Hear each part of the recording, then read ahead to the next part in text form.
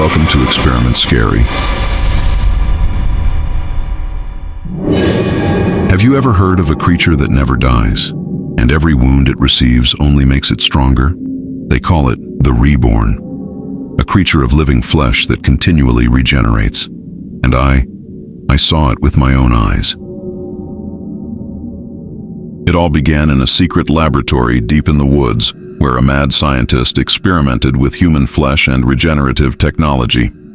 His goal was simple: to create a superhuman. But what emerged from his experiments was no ordinary human, no ordinary monster, but something terrifyingly biological. Every time the Reborn was injured, his flesh reassembled in a way that was wrong, horrifying. I first learned about it from an anonymous message that came to my phone. "Don't go into the old building on the outskirts of town.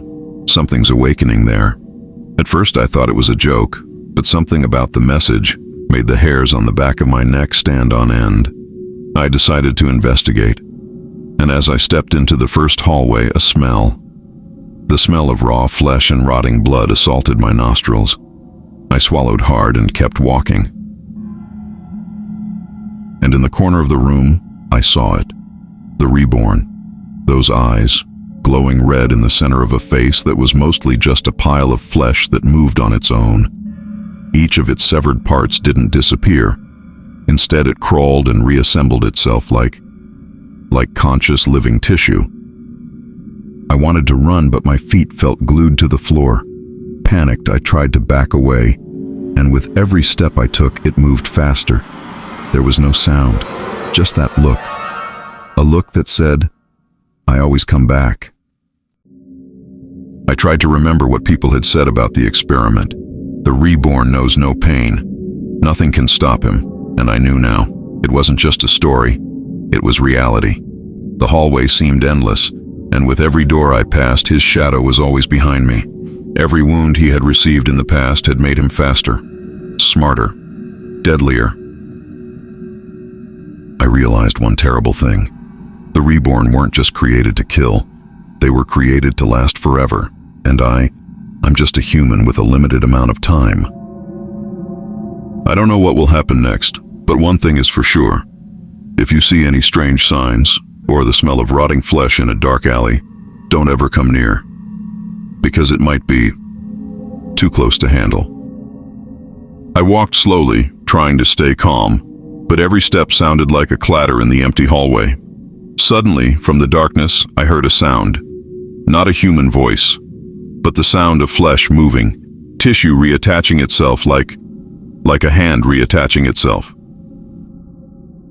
I turned around, and the Reborn emerged from the shadows, his face transformed. Every old wound I'd ever seen in the lab photos was now alive again on his body. Pieces of flesh extended like tentacles, crawling in search of something, me. I wanted to scream, but my voice was caught in my throat. My heart was pounding, and I realized I couldn't fight back. The door in front of me was locked, and behind me, he was getting closer. His constantly regenerating body made any wounds I thought might stop him meaningless. Even the bloodstains that obstruct his path are merely food for his regeneration. The more wounds he sustains, the faster he recovers. I saw lab tubes shattering around me, green and red liquids mixed together, dripping onto the floor. And then I saw something even more terrifying. On one of the tables there were small creatures, probably failed experiments, staring at me with blank eyes, but they were moving toward the Reborn, as if calling out to him. I realized I wasn't just facing one creature, but an endless evolution of living, ever-regenerating flesh. I turned to the side and saw a staircase leading upstairs. I knew it was the only way out. I ran, but every step felt heavy. The stench of rotting flesh grew stronger, and with each passing second I felt the creature getting closer. Suddenly I tripped and nearly fell. That's when I heard the sound more clearly. The sound of flesh merging like laughter, but not human laughter. I turned, and its eyes were staring directly at me. I knew then. I was its target. I made it up the stairs, gasping for breath, cold sweat dripping down my face. But when I turned around, the Reborn was there, climbing the stairs at an incredible speed. His fleshy hands grabbed the ladder and the missing body parts reappeared, reaching out to me. I knew I had to keep moving. Every second I spent in that hallway was a gamble between life and death. And I realized the most terrifying thing: this wasn't just about running.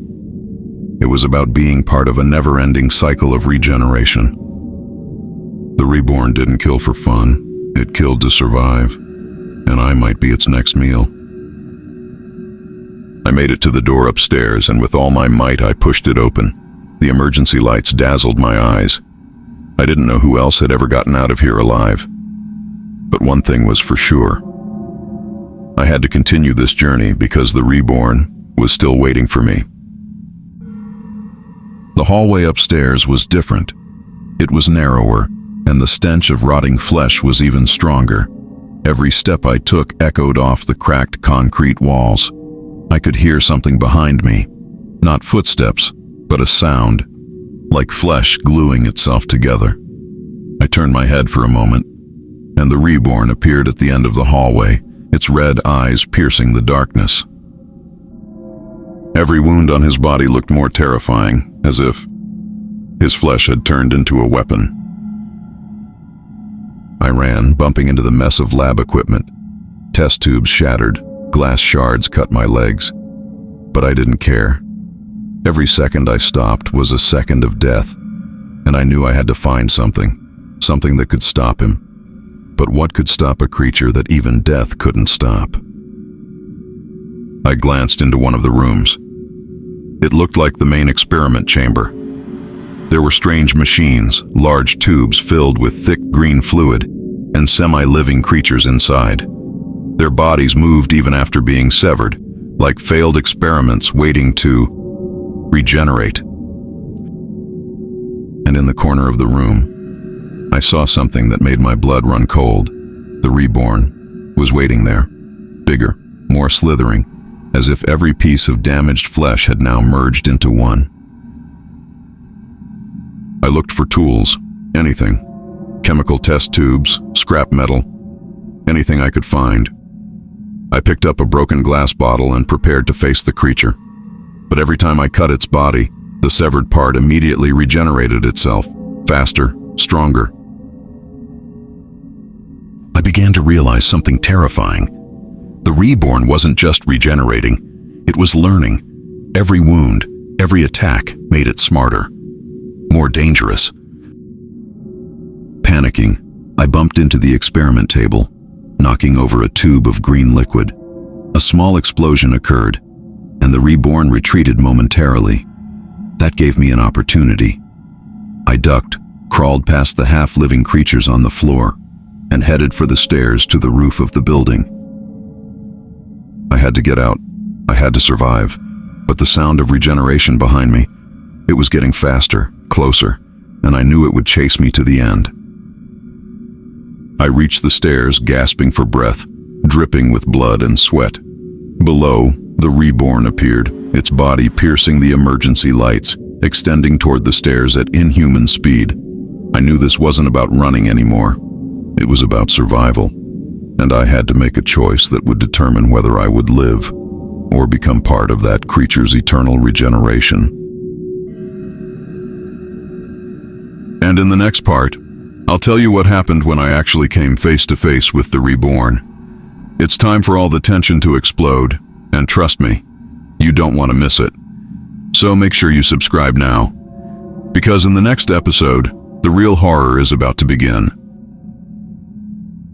I will chase you wherever you go, and you will not be able to hide from me.